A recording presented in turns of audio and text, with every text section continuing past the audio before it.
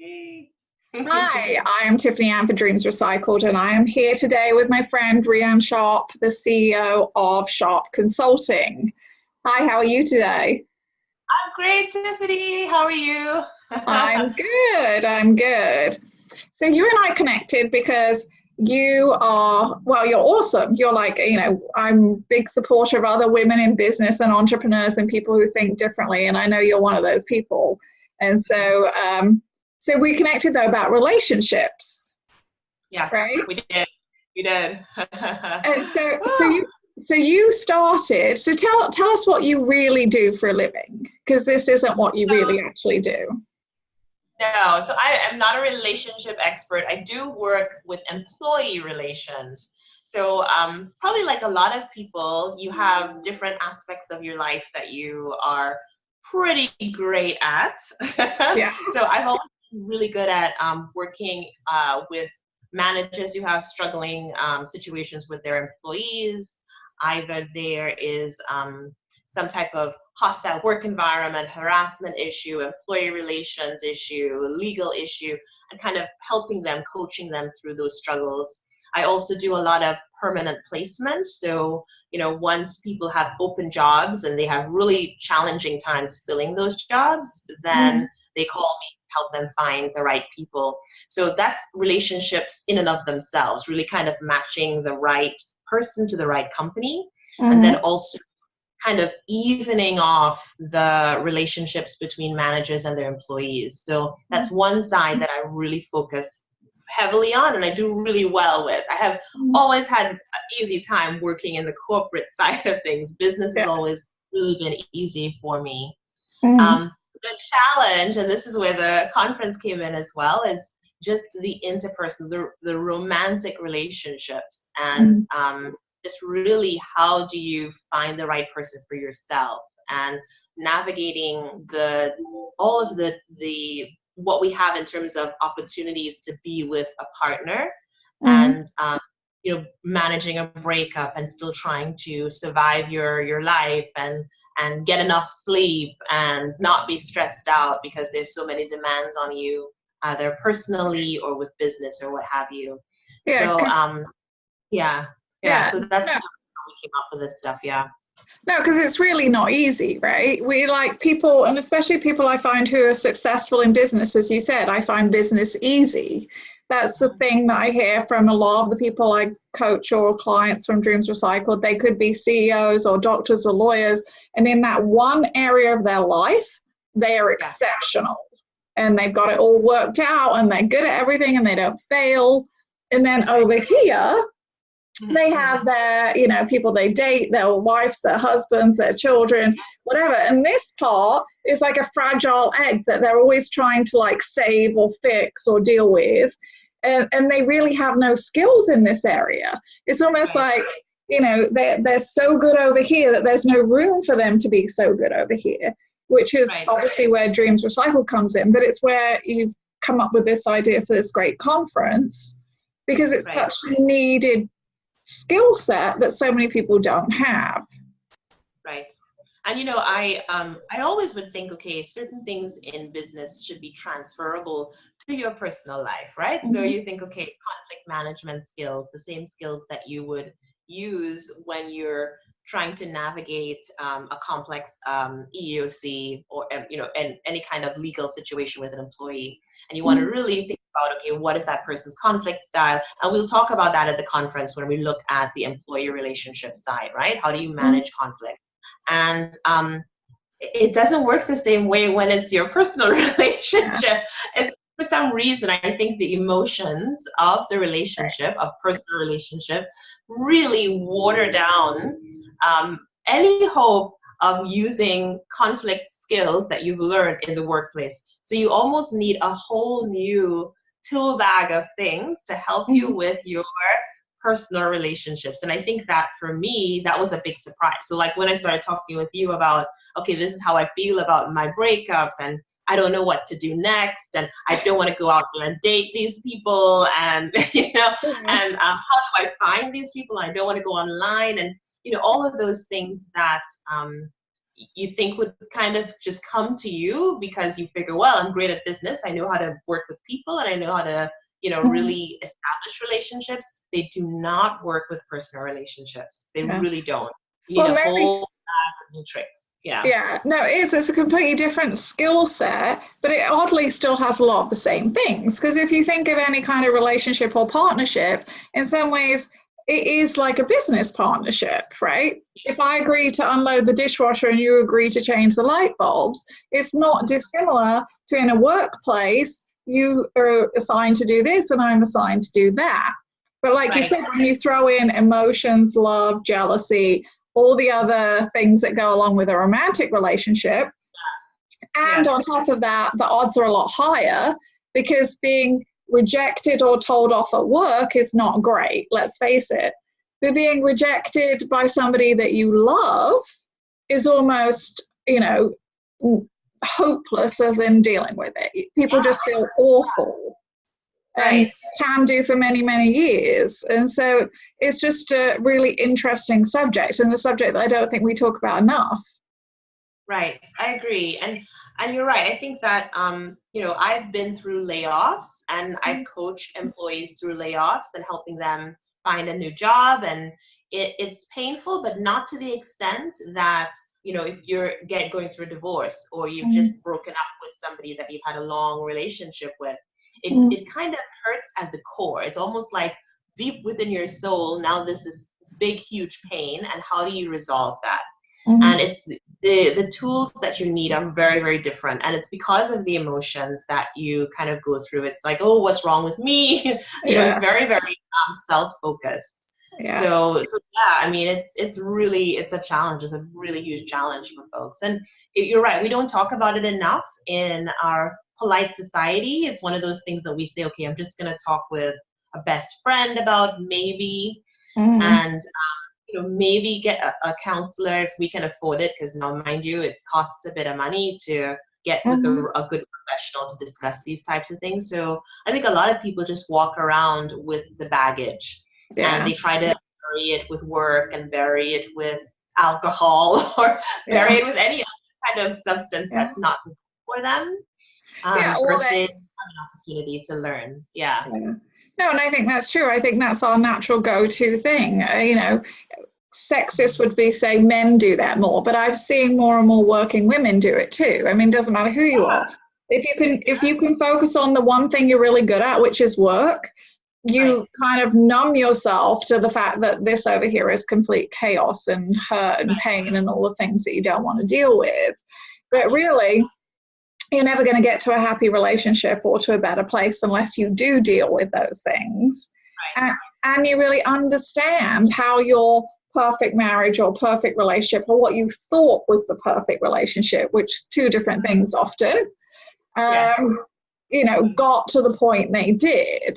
And when we try and unravel that, and I sit down with my clients, or we'll talk about it at the conference, and when we explain to people, okay, what was your relationship actually like? What were the red flags? How did these then progress into giant, waving red flags as opposed to the little ones? And then why did you ignore those? You get to see much, much quicker and easier the mistakes you made, because let's face it, every relationship has two people which both share some blame. There's still, even if, God forbid, you're in an awful, awful abusive relationship, you still share the blame that when that started, you enabled it, you stayed, you put up with it, or whatever. And so there's a lot of, self-awareness that people need to work on in relationships. Right. And it's so true that you reference self-awareness. I think that speaking from my experience, I'm a lot more self-aware when I'm in the context of work. I know exactly what I'm looking to do and hoping to accomplish, and I have a strategy for that. I think that I kind of drop my level of self-awareness when I'm in a relationship, because in truth, and somebody said this to me, okay, if you look at your relationships, interpersonal, personal relationships, the way you do your work relationships, how would you treat it? How would you respond to it? And in truth, it would be a lot more expedient. I would say, okay, like with my last situation, I would say, okay, after 6 months, if there's no talk about, you know, a life together, marriage, what have you, then I need to be out there wasting my time, right? And because I know that in business, time is money. But I think that with the emotion, you get very attached, and then you give the person the benefit of the doubt, and you don't know how to like navigate that feeling. Okay, so you know, I think that's where the challenge is with the personal stuff. No, and I'm not gonna like get into all your stuff on this thing, but because I know some things. No, but it's a shame when I see, and I work with people, and they're so good at one thing, and they're so confident, and they have so much to offer, but in some way, form, or whatever, they purposely ignore things, or they put up with things, or they let things slide. And I see it every single day, male, female, doesn't matter who you are. That's what we do. And but in business, we'd be like, okay, you're fired. You did not do the job I hired you for, so you have to leave, right? This is not a fit. This is not working out. Yeah. So you're right. Or it's not personal, right? So it's like, it's not personal. It's just business. Yeah. But in our personal life, when we have expectations of what it means to be a boyfriend, a girlfriend, in a relationship, exclusive, whatever those things are, we go, oh, okay, you didn't do this list of things that I expected of you, but we're still going to put up with it. Right. Yeah. And you think, you know, when you think about it that way, it's like, wow, that's so like very different than who I am, right, on this side of my life. So it's and there's a certain amount of acceptance of, okay, this is still who I am, you know, when I'm in the personal relationship and I'm behaving this way.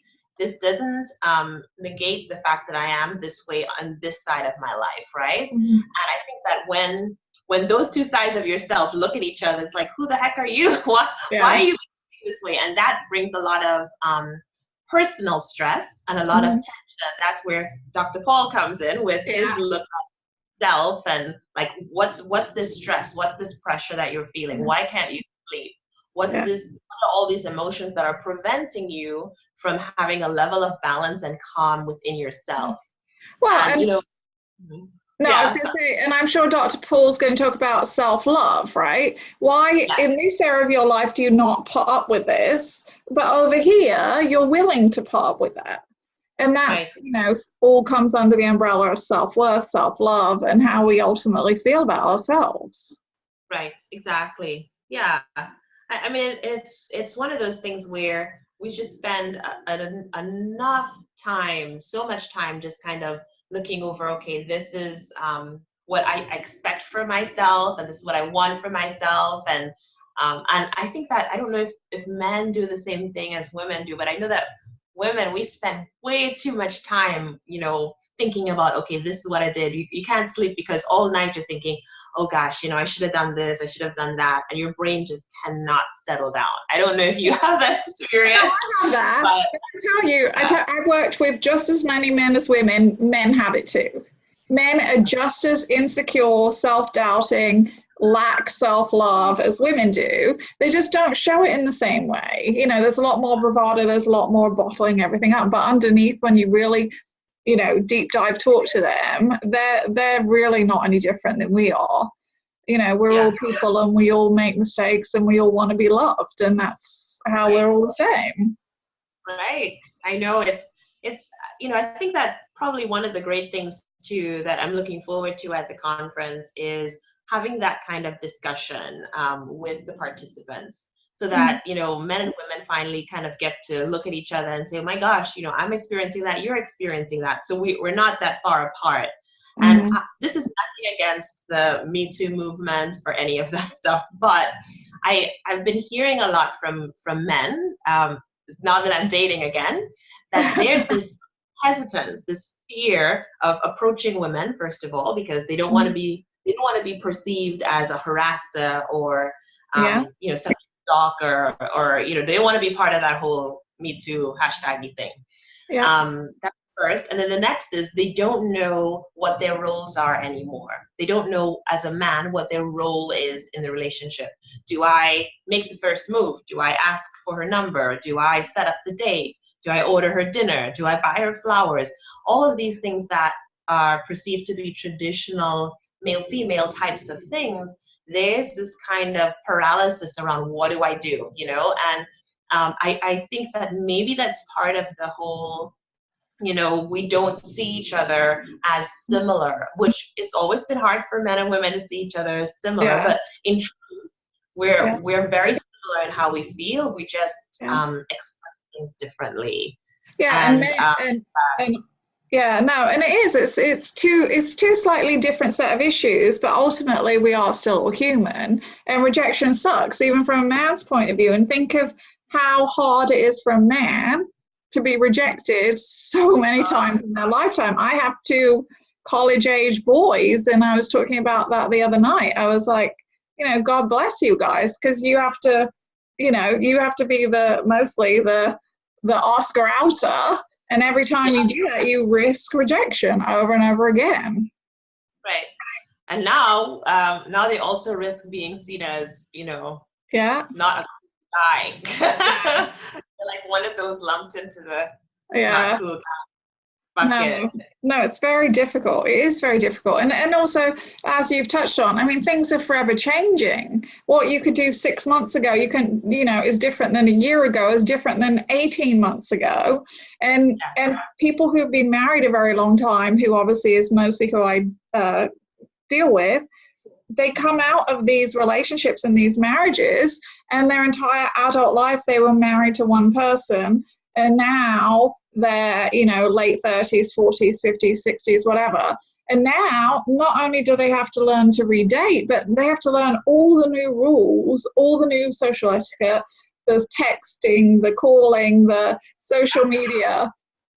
And you can see why it's absolutely overwhelming. Yes, definitely. I would agree. It's very overwhelming.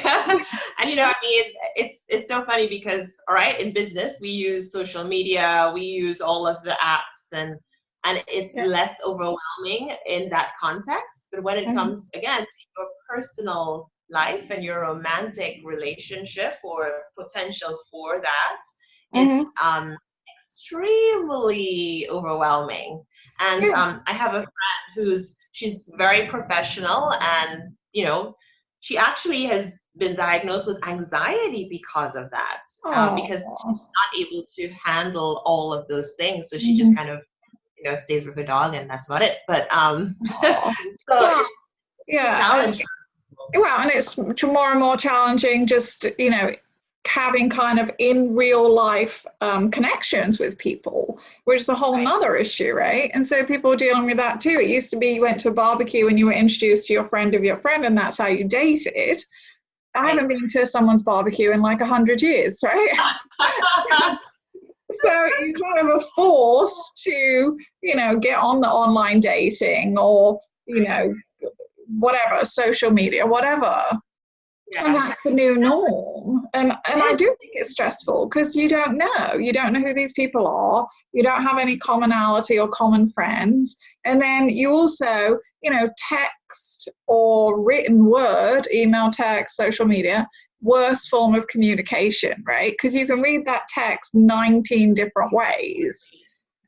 And as you said, stay awake all night thinking about what that one exclamation mark meant. And really nothing. But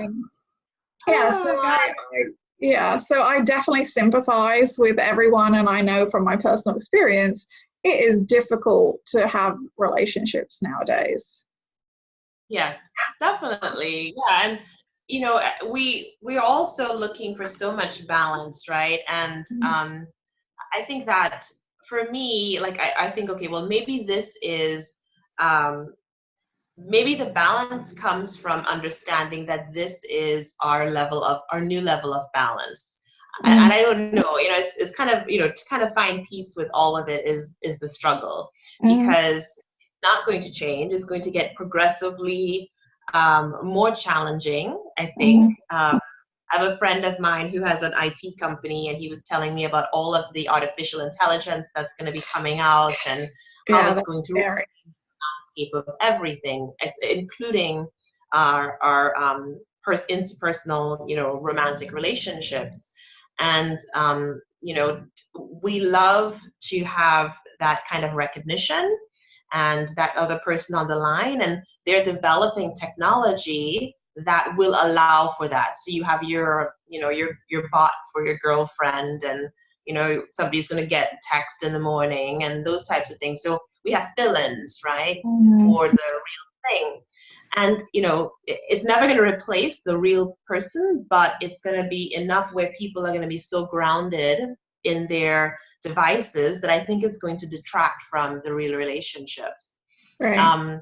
So it's like, kind of preparing for that. Like, there's so much coming out that will really change the landscape of what we expect. We already know that things have changed significantly in the world of work and in the world of romantic relationships and everything else. And it's going to get progressively more so, right? There's more opportunity to kind of almost be more introverted, like, in a way, because it's you and your phone. And I think you and I talked about this, like, I go to the gym, and you go to the gym a lot, work out. Not anymore, but yeah. At least. Yeah. And you can meet people there, but every time you look over, the person is on their phone. It's almost as if the external world doesn't necessarily exist. Yeah. This is the reality, right? The phone is the reality. It really is the new norm, and it's a shame. And maybe that's one of the things I am actually, as you're talking, might be working into my speech, that we really need to limit that if you want to have a healthy relationship. I mean, there's nothing worse. I go into a restaurant, whoever I'm with, and I'm in this restaurant, and I look around, and right away who has a healthy relationship. All you have to do is look at the couples, and if they're both sat there with their heads in their phone, yes, very likely they're going to end up on Dreams Recycled. Oh, so, more clients. Which is sad, because they're not communicating anymore. How can you stay in love and stay bonded and have that healthy relationship where both of you are having two separate lives lived out on your screens? Right, exactly. Exactly. Yeah. Sad.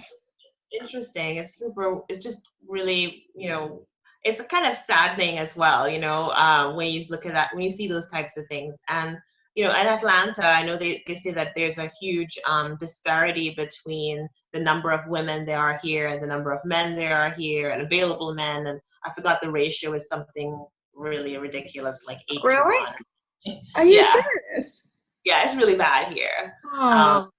So I go to a restaurant, and I'll see like people sitting by themselves, and they will not look up from their phone.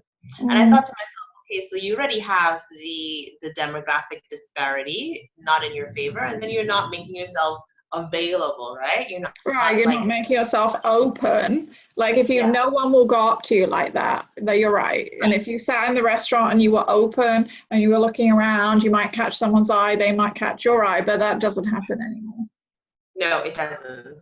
No, it really doesn't. And it's almost like people don't expect it to happen. Like, I don't know, I think they expect that the world will take place, in the palm of their hands, literally. And not like outside as the external. No. Well, you brought up some really great points. So tell us, where can we go to this conference? Who's going to be there? And where can I get the ticket? So the conference is going to be at the Hyatt Atlanta Airport location. That's the only one in Atlanta at the airport. And it's going to be on March the 29th. It's an all-day conference, starts at 9:30, ends around 5 o'clock.